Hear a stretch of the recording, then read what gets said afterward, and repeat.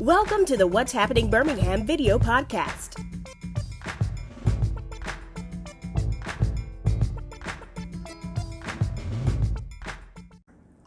Hello everyone, this is Jefferson with What's Happening Birmingham. Today I'm back with, this is part 2, with Jefferson County District Attorney Danny Carr, and we're about to talk about a topic that is something that everybody hears about in the community, snitching. Yeah. You know, you hear about it, the term is a term of endearment, but you never really get law enforcement side of it. Yeah. So, first of all, I want to start off with a scenario, a wonderful scenario. Okay. So, I'm riding in the car with 3 of my homeboys, and first of all, I don't even know, let's just say this, I didn't know they about to do a crime, but I'm jumping in the car when in the course of what happens, a crime is committed. We're both arrested. We both go in for questioning. What are the odds that one of us is going to snitch? The odds are pretty good. Okay. To be honest with you, the odds are really good, actually. I've told people all the time that, honestly, there's not as much loyalty as you think when people are facing jail time or facing prison time for a crime that's committed. You know the saying is snitches get stitches. Yeah. And don't snitch is prevalent throughout certain communities. Prevalent through the community I'm from in Ansley. You know, you don't talk to the cops. You don't talk to the police. And it takes longer for cases over there to be solved than it would in another area of town, because if it happens over there, everybody will talk. So 9 times out of 10, one of those guys will be looking to cut a deal to tell on the other guy. That happens often. That happens often. So I've heard terms cooperating witness, confidential informant. Yeah. What is the difference between those two terms? Yeah. Well, confidential informant is one that honestly, at a part of the proceeding, most part of the proceeding, will probably remain anonymous. Okay. That's a person that, in my opinion, that's been working with law enforcement to help bring a case. A cooperating witness will be one that people know was charged or know was involved, but they flipped and turned state and decided to help the state in exchange for a better deal. So that's kind of the difference between the two. So back to the confidential informant, it's kind of like you was talking in the last video about neighborhood watch. Yeah. So if you see something, say something. That doesn't mean I have to go in front of or even know, because I hear the number a lot by Crime Stoppers. Yeah. A lot. Yeah. So what are the chances that you will be actually revealed as a CI? Yeah. If you're a CI, you're working with law enforcement. Most CIs work with the narcotics unit. They're working off cases, and they provide information for a person that may be up the food chain, so to speak. But and it depends on legalities, if they what they call a recipient witness, or a witness that has information that has to be revealed, then that CI will know up front that you may have to come testify. And then the others may know, well, you may not have to come testify. Now, Crime Stoppers is different because they're asking for tips and information. And most times in exchange for maybe funds or whatever. But you can remain anonymous, and they'll tell you that up front, and most of the time they keep their word on that. Matter of fact, I would say all the time, or I think they keep their word on that. But a cooperating witness will be one that same scenario, you and I charged, and all of a sudden we're both defendants, but then you decide to flip and help the state. You're a cooperating witness, and everybody gonna know, because we know that you have to come testify, because you have to come tell what happened. So yeah, I mean those are how the categories kind of all fit in, and they kind of interchangeable, but just the way the categories are looked at and dealt with are kind of different. So is there a race, once you pull them in, who's gonna snitch first? And you know what I mean? You know what? I would probably think there is, and I would think that most times families play a part in it. Parents play a part in it. Boy, tell what happened. And most of the time, a guy knows that when they're caught red-handed, and you're looking at life in prison, or you're looking at 30 or 20-year sentence, there's a motivation to tell, and there's a motivation to be the first one at the courthouse to provide information. But the bigger issue is that guy being forthcoming, or is he holding some things back? So, most times you have to kind of look at whether or not that you think that guy's being forthcoming, and if that information is usable, and if that information helps with bringing justice as it relates to the more culpable person, then that's the guy that you use. Most of the time, you're not going to use the guy that did all the heavy lifting in the crime. You're going to use the guy that's kind of was the collateral. Yeah, like you said, just Ryan. That was just Ryan, yeah. But you have to, make those decisions kind of on the fly and go with your gut and hope that it works out for the better. Well, let me give you another situation. Say I was caught committing unrelated crime. Mm-hmm. You pull me in, and I'm facing 25. Repeat felon, certain situation, and I say, well, I know about something else. Yeah. In that situation, you know what I mean. Well, can I get immunity? You can if the information you're providing is of importance to that law enforcement agency and to that prosecutor. If you're talking about a crime that's of a lesser degree, nobody really cares about, then probably not.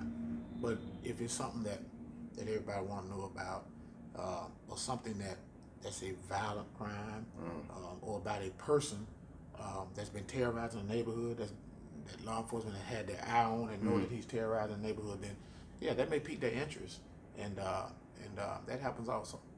Yeah. Well, this morning I was coming in to interview this return Carr. We're talking about the Empire Star, Justice Smollett, and how that situation played out. Of course, the two guys was cooperating witness, and until like the 47th hour, they decided to fess up. Yeah. Even though, it's like, you hear about snitching a lot, but now you hear about the national terms. It may not be like a violent crime, but this was about actually just faking a false police report. Yeah. Well, and I don't know what, his motivation was, but, oftentimes you have to kind of analyze situations, especially when it's involving violent acts, and you have to determine whether or not that person is credible. And, it all goes back again to the issue of snitching. It goes back to the issue of cooperating witnesses. It goes back to the issue of what this guy looking at. How much jail time is he looking at? Is he looking at prison time? Some people, prison doesn't scare them. Others, prison terrifies them. So a lot of that a lot of that depends on the person you're dealing with also, and their outlook on life, and their motive for coming forward and telling the truth or not tell the truth. What if you have situations where, I want to go back for a moment, about, okay, you presented me a plea agreement. I signed the plea agreement. Is that locked in stone once someone signs Not really. it? Okay. Not really. Once you take that plea and you go before a judge and you do that with what's called a plea colloquy, where you said, yes, this plea is knowing and involuntary and intelligently done. I hadn't been forced into this agreement. I do it under my own free will. Then it's locked in. Now, you can always ask to withdraw it, and the judge could possibly grant it. But most of the time, that's not going to happen. So once you actually partake in a colloquy in front of a judge, then it's locked in. Versus you sign that plea deal, and then before you start, it's like, nah, I take that back. I don't want to do it. So, but yeah, once you get before a judge and say it's knowingly, involuntary, and intelligently done, and I do it on my own free will, and I understand the terms, I understand what I'm facing, and I agree to it, then it's locked in. Well, what happens even, I know a case with Michael Cohen, or even Manafort, he's caught lying after he signs the plea agreement. And I think he was caught lying to the grand jury and a judge or something, which is kind of different than just lying in general. Lying to a grand jury and to a judge. And I think because of that, I think they're looking at trying to dish some more time on him. So, in order to do that, they got to take away that current deal and look at working on another one, or look at even trying him for the cases. All right, well, what situations, or I would like to honestly say scenarios where, after you sign the plea agreement, case and the trial goes through, the defendants who the person snitched on go to jail. What level do it rise to? I get witness protection. In all honesty, in the federal system, maybe in the state system, there's not a lot of money for witness protection. There's no money for witness protection, actually. You just got to hope that that person will want to do the right thing.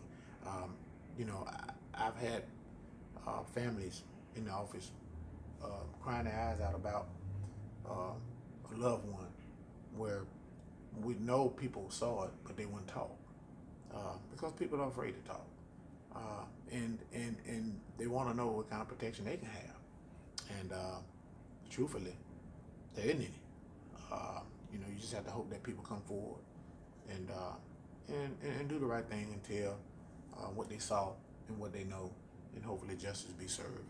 But we've had situations where there were a bunch of people, and we know it's a bunch of people, but nobody will come forward.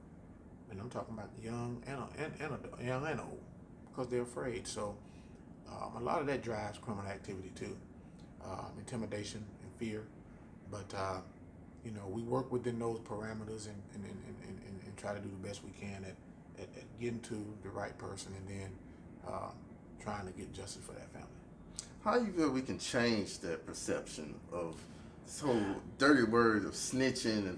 And once you break it down to two different terms between confidential informant and cooperating witness, it's a very difference. Yeah. Because with cooperating witness, you was part of the crime and Correct. you told on other people. Confidential informant, you just saw something, witness to a crime, you went to law enforcement trying to solve it. Well, like they say, it's not snitching when it's your family you're trying to get information for. Or you heard the term Freeway Ricky Ross say, "Why do 10 when you can tell on a friend?" Absolutely, Yeah. absolutely, absolutely. But snitching has a bad connotation, and honestly,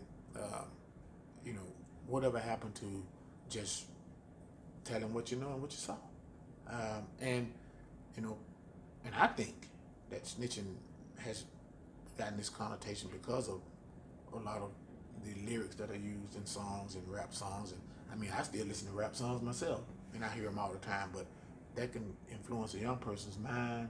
It can influence their thought process, and oftentimes they believe the stuff that they hear in these rap songs. But at the end of the day, we have to try to change that perception and try to let people know that, my pastor always say, it's their time now, but they're gonna be yours and mine before we know it. And you'll want somebody to tell what they saw if it was your loved one laying on the pavement. So don't ever take for granted the importance of at least trying to do what you can if you know something to try to help alleviate the pain of people who lose a loved one, or and it doesn't have to be a murder case. It could be a robbery, traumatic types of situations. But we have to get back and get our mindset changed to trying to take back our communities and our neighborhood. And a lot of that has to do with people, stakeholders in the neighborhood, making sure that they watch out for one another and bring more love to the community, man. So we got to get back to that point. We got to get back to that. So what would you tell someone that's watching this video right now and they seen, I'm kind of, if I go repetitive, forgive me, violent crime or witness to a crime, what would you tell them that just final word to say, hey, I gotta, I personally, I gotta get this out of my conscience? Yeah. Well, I would tell you to contact law enforcement and let them know that you have information, but at the same time, you can also be open about the fact that you're afraid, and about the fact that you're afraid and intimidated about the possibility of having to come testify or having to tell what you know in a public setting. But that information that you have may allow them to get other information and other witnesses that will put you in a place where you don't have to testify. But the most important thing is that you reveal that information and be upfront with them and let them know, look, I'm afraid, for my life and my family life, but at least I want you to know what I know and what I saw and who did it. So, but to me, if nothing else, I think that would be warranted. All right. Well, District Attorney Carr, thank you so much right, for Appreciate taking you. time for 2 parts. This is a very busy man. You know, one of the things I really wanted to do for everyone is like, I want, you know, my purpose of What's Happening Birmingham is to get information out to the community. And you all know us over the past few months, you know, I've talked with everyone, whether mayor, whether business owner, you know, even comedians, whatever the case may be. But I want to continue this series, you know, from time to time, bring District Attorney Carr, you know, we sit down and have these open conversations about familiar topics. Yeah. I'll be reaching out to, got some interviews lined up with Sheriff Petway and Chief Police Officer Patrick Smith. So you all just stay tuned. And for more videos, please check out what'shappenedbirmingham.com and check out my YouTube channel. Thank you all again. Have a great day. Bye-bye. All right. Thank you for watching the What's Happening Birmingham video podcast. Please check out our website, app, or subscribe to our YouTube channel for the latest videos today.